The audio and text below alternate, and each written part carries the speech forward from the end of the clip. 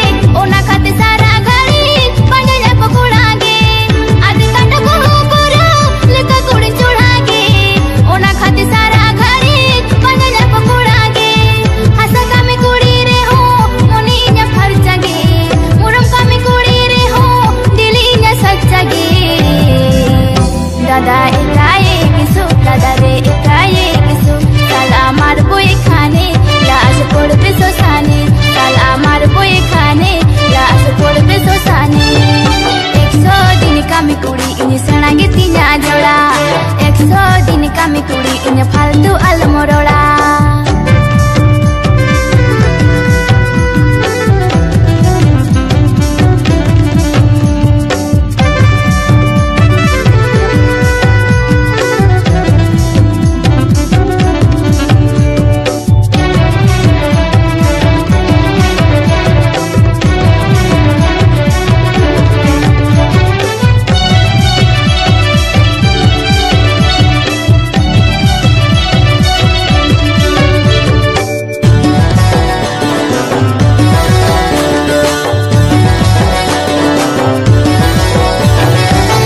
all-round कोड़ा इंज बाम बड़े बूढ़ी बाम येलका दिया हसमा कूड़ी ऑलराउंड कोड़ा इंज बाम बड़े बूढ़ी बाम येलका दिया हसमा कूड़ी मिड कूड़ी हसाते गी बेरता मझोड़ा फोटो हसुम डांडा हसुम जहाँ तेरे रोड़ा चलगनी बीना उड़ी रे चलगनी बीना मुसाफिर छो बोल चितर का बोले के बारे छोदी चलगनी बीना उड़ी रे चलगनी बीना मुसाफिर छो बोल चितर का बोले के बारे छोदी 100 दिन का मी कुड़ी इन सणागे तीना झोड़ा 100 दिन का मी कुड़ी इन फालतू अलमरोड़ा असा पेरे